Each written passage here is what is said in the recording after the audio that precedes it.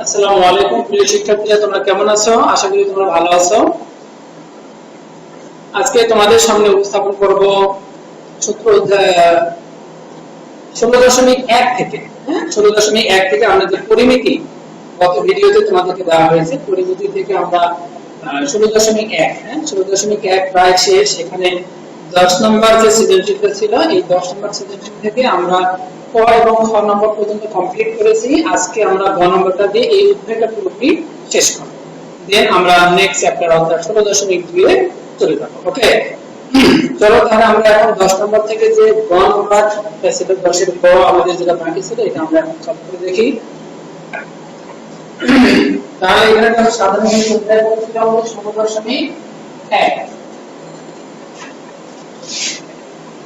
10 এর গ নম্বর।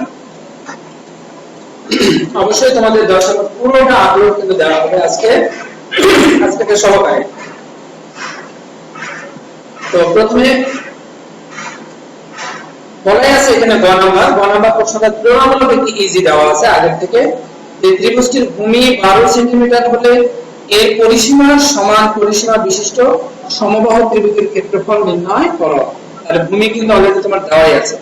ভূমি যদি তোমার দেওয়া থাকে তাহলে এর পরিসীমা মানে কি, তাহলে 3 বাহুর দৈর্ঘ্য। তাহলে তোমরা এখন কি বের করবা? গতে আমরা প্রথমে চিত্রটা নিয়ে নেই।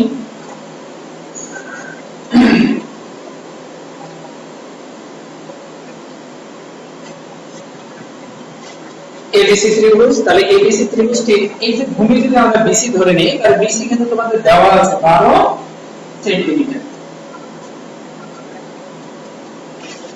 তাহলে বিসি ভূমি যদি 12 সেন্টিমিটার হয়, তাহলে আমরা লম্ব কত পাবো? লম্ব বলা আছে ভূমি 12/11 অংশ থেকে 6 সেন্টিমিটার কম। তাহলে এখানে লম্ব এবি পাবো 12 এর 12/11 মাইনাস কি 6। তাহলে এখানে 11 মাইনাস 6 কত পেয়ে যাব? 5। ওকে, 12 কেটে গেল, এখানে 11 মাইনাস 6 কত চলে আসবে? 5 সেন্টিমিটার।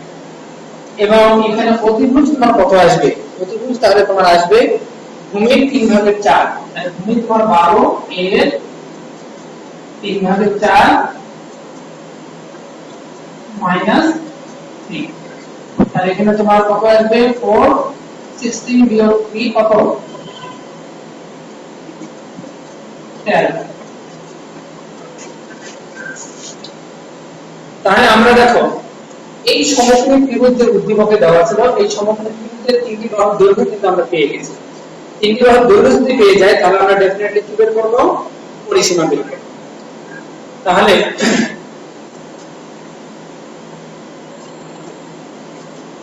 আমরা লিখতেছি, মনে করি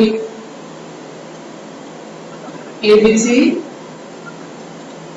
একটি সমকোণী ত্রিভুজ।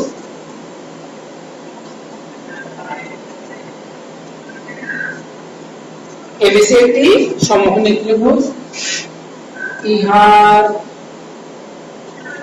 কোণ এবিসি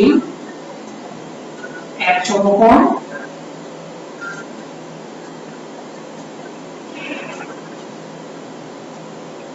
অতএব প্রতিভুজ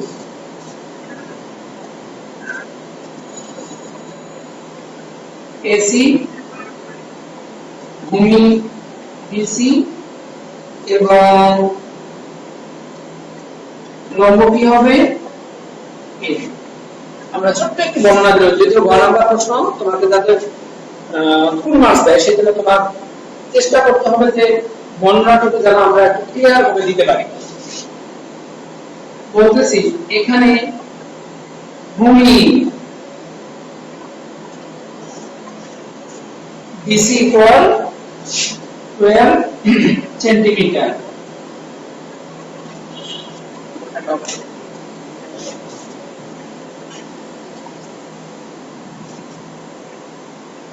ভূমি বিসি ইকুয়াল 12 সেন্টিমিটার। এবার আমরা লিখতেছি প্রশ্ন মতে কি বলবো? লম্ব লম্ব AB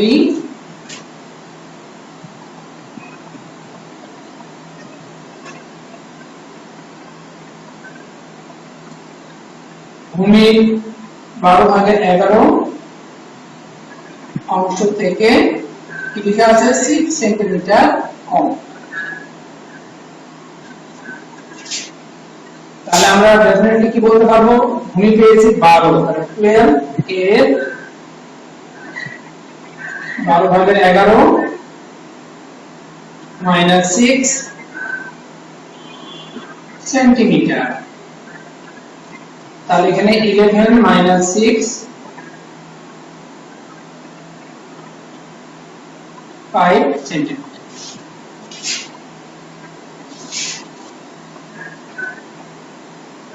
অতিভুজ এসি, এবার অতিভুজ বের করতেছি এসি। তাহলে অতিভুজ এসি সমান কি লিখবো, অতিভুজ ভূমির 3/4 অংশ থেকে 3 সেন্টিমিটার কম। তার মানে আমরা কি বলতে পারবো, 12 এর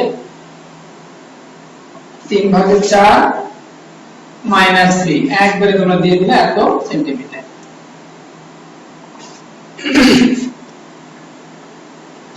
তাহলে আমরা কত পেলাম এখানে 30 সেন্টিমিটার।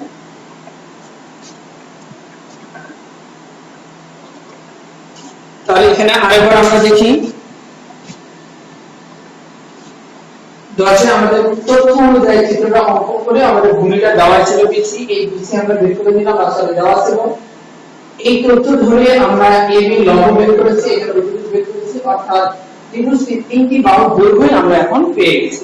এখন আমরা কি করব, ত্রিভুজটির পরিসীমা বের করব।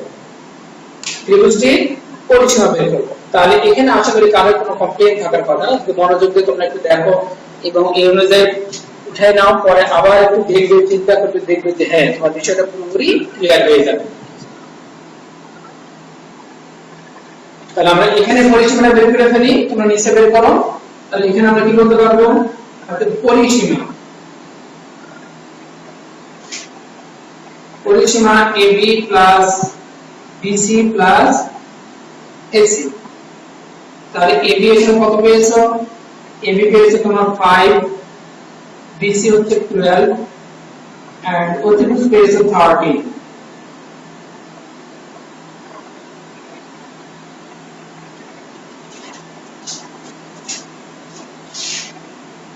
তাহলে কত আসলে এখানে 30 সেন্টিমিটার। তাহলে আমরা কি পেলাম, প্রথমে প্রদত্ত তথ্যের আলোকে পরিসীমা নির্ণয় করলাম। এখন প্রশ্নটা করেছে তোমার, এই পরিসীমা সমান পরিসীমা বিশিষ্ট একটি সমবাহু ত্রিভুজের ক্ষেত্রফল নির্ণয় করো। অর্থাৎ যে সমবাহু ত্রিভুজের ক্ষেত্রফল নির্ণয় করব সেই সমবাহু ত্রিভুজের পরিসীমাও কি হবে 30 সেন্টিমিটার। তাহলে আমরা এটা সুন্দর করে এখানে বলতে পারি,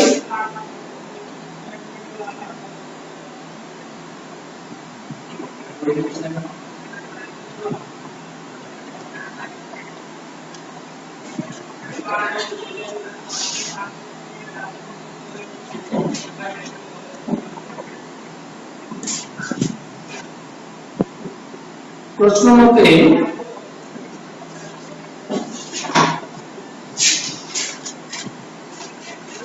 নির্ণেয় সমবাহু ত্রিভুজটির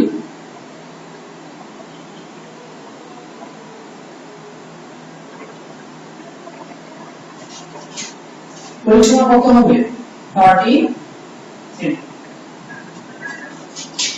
তুমি যে আমরা কি বলবো, অতএব সমবাহু ত্রিভুজটির এক বাহুর দৈর্ঘ্য,